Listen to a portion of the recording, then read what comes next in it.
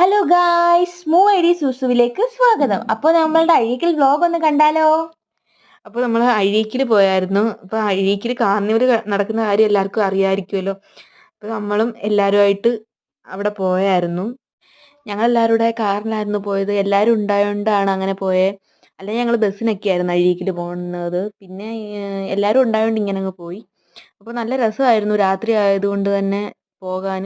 പിന്നെ കുറേ അങ്ങോട്ട് ചെന്നപ്പം ഇവിടെ ഒന്നും ബ്ലോക്കില്ല, പക്ഷെ കുറച്ച് അങ്ങോട്ട് ചെന്നപ്പോൾ നല്ല ബ്ലോക്കൊക്കെ ആയിരുന്നു. അങ്ങനെ 1 മണിക്കൂറോളം ഞങ്ങൾ ബ്ലോക്കിലൊക്കെ കിടന്നിട്ടാണ് അവിടെ എത്തിയത്. നല്ല രസമായിരുന്നു രാത്രിയിൽ. അവിടുത്തെ ഫുൾ ലൈറ്റും എല്ലാ സെറ്റപ്പും അടിപൊളിയായിരുന്നു. അപ്പോൾ ഞങ്ങൾ നല്ലപോലെ എൻജോയ് ചെയ്തൊരു ട്രിപ്പായിരുന്നു ഇത്. അപ്പോൾ നമ്മൾ അവിടെ എത്തിയായിരുന്നു. അവിടെ എത്തിക്കഴിഞ്ഞപ്പം നമ്മൾ കാർ കുറേ ദൂരെയാണ് ഇട്ടത്. അവിടെയൊക്കെ ഭയങ്കര ബ്ലോക്ക് ആയതുകൊണ്ട് നമുക്ക് കാർ ഇടാൻ കുറേ ദൂരെയാണ് സ്ഥലം കിട്ടിയത്. പിന്നെ അവിടുന്ന് നമ്മൾ കുറേ നടന്ന് വന്നപ്പോൾ കുറേ കുതിരയും ഒട്ടകവും ഒക്കെ ഉണ്ടായിരുന്നു. അപ്പോൾ എല്ലാവർക്കും കുതിരയുടെയും ഒട്ടകത്തിൻ്റെയൊക്കെ പുറത്ത് കയറണമെന്നുണ്ടായിരുന്നു. പക്ഷേ വെയിറ്റ് താങ്ങാൻ പറ്റാത്തതുകൊണ്ടായിരിക്കും ഞങ്ങൾക്കൊക്കെ വിഷമം ഉണ്ടായിരുന്നു.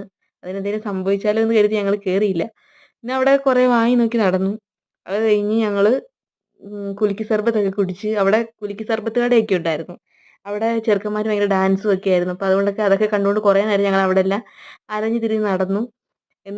എന്നിട്ട് തനൂസിന് കുറേ സാധനങ്ങളൊക്കെ വാങ്ങിച്ചു കൊടുത്തായിരുന്നു. എന്നിട്ട് ഞങ്ങളിങ്ങനെ വേഗം ഇങ്ങനെ അതിലേക്കൂടെ എല്ലാം നല്ല തിരക്കുണ്ടായിരുന്നു. കുറച്ചുകൂടെ അങ്ങോട്ട് ചെന്നപ്പോൾ നല്ല തിരക്കായിരുന്നു. അപ്പോൾ ഞങ്ങൾ അതിൻ്റെ ഇടയിൽ കൂടെ എല്ലാം ഓടി ഓടി നടന്നാണ് എല്ലാം കണ്ടത്.